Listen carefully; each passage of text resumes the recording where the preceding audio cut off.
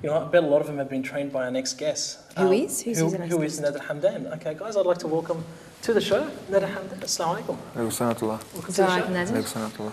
Yeah, Nader, it's great having you here. Tell us a bit about yourself. Where did you grow up? It's good to be here. I grew up down in Marrickville in Sydney. Okay, and were you training? Did you meet a lot of people there that led you into your current boxing career?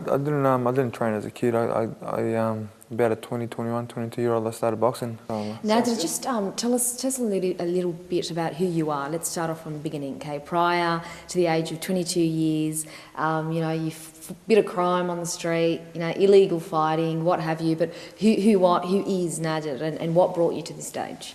Well, I was a person no one wanted to know, you didn't want to be around. Yeah, but we want to know now. You don't want to know that person. I don't even know that person anymore. Yeah. But I mean, I was just a kid. I was just a young, angry kid, and I used to take my frustration out on anyone and anybody. Alhamdulillah, you know, we got over that. We've grown up, and I channeled my energies into something. Okay, but how did you get over it? So, at what point in your life did you think, okay, well, clearly, this is a talent that I have, and maybe I can invest it elsewhere? Did someone strike you? To be honest with you, I grew up in 2 blocks away from Jeff Fennick, and I was always a Mike Tyson fan. And I thought, man, I want to fight. You know, man, we'll give it a shot, and I always believed in myself. Not that many people believed in me, but I believed in myself. So fantastic. We got out there and gave it a shot, and here we are. You know. Do you see that a lot of our current youth? Do you see yourself in a lot of our current youth? Yeah, I do see that. A lot of young, angry guys. And have you yourself? You've stepped out of the block, obviously. And, you've gone out of your way to talk to some of the youth and help them out with some of the issues. I've done some visits to the youth detention centres and jails and around the streets, and they know me from my boxing. I connect with them that way through my past. I know my past, and it's a good way to connect with them. And then we sit down, we have chats and talks. And I'm not associated with no groups, but I can sit down with many guys and just talk with them openly. You do it on your own bat type thing? Yeah, you know, if I see anyone, I'm free to chat to anybody, and usually I just have a talk. We have a talk and take it from there. Nader, would you consider yourself to be a role model for, say, young Arab Muslim men? And being that you are a Muslim Arab figure yourself, do you think that plays a role in these outreach projects that, you know, from time to time you're involved in? I hope to be a good role model because I can associate with a lot of these guys. I know what they feel. I've been there myself, and if I can show them like a better way instead of them going where I went, like getting to them before they get to that point, I'd like to. How much time do you have to spend in amateur before you can move across? No, you can just go straight to professional. You don't have to. Wow. But I just thought I thought I'd give it a shot first in the amateur ranks because my friends were there, and there we went. And can I just, because some may think a violent sport like boxing may contradict, say, a spiritual lifestyle like Islam. How do you manage to balance the two together? And is it a form of release for you? Yeah, it is. It is a form of release, but at the same time, it's a sport.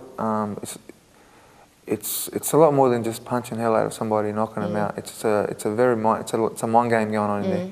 You're trying to tag him, he's trying to tag you. You're trying to make him miss, and you're trying to tag him at the same time. So there's a game. There's a game happening there, and it is a game, and it is health, and it does give you in terms of your diet, in terms of your temperament, it does really balance things out a lot. Very interesting. Good balance.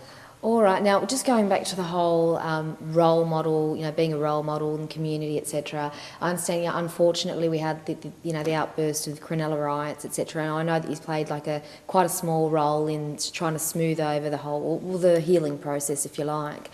So can you talk to us a little bit about that? I spoke to some youth, you know, and I was just a voice.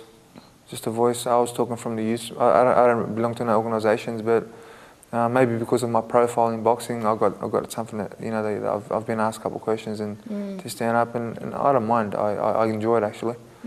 I just talked to some young kids, and I basically put their points across to whoever listens, you know, to the police, to different organisations, and what do you think? What's a way forward for the youth? Do you think? It's very difficult because right now we live in a place where our youth and our culture and our religion is getting attacked from all corners, and these guys are feeling cornered, and just, you know, there's places you just kind of, when you feel backed up in the corner, you explode, and that's what happened that day. Come out fighting. That day, yeah, That happens, yeah. But you've, as we were mentioning, basically the healing process, you went there along with other people as well? Went there with other people, with police, with area command, and just make an input, that let them know that, you know, we want to make a road as well. We're not all hot-headed and want to destroy this. We don't want to destroy it. You know, this is our country as well. Yeah. You know, the worst thing is when these people wrap themselves with Australian flags and tell them to get off our beaches and it's our country, because it isn't, mate. It's all our country. You know, we're all born here, so this is our country as much as theirs, and they've got to get that through their heads. You know, the quicker they can get that through their heads, the quicker this place will be. And from our point of view as well, that, you know, the quicker we, you know, some of our youth, our hotheads, learn how to respect other people. You know, we've all got to live here together, so everyone's got to get on with it.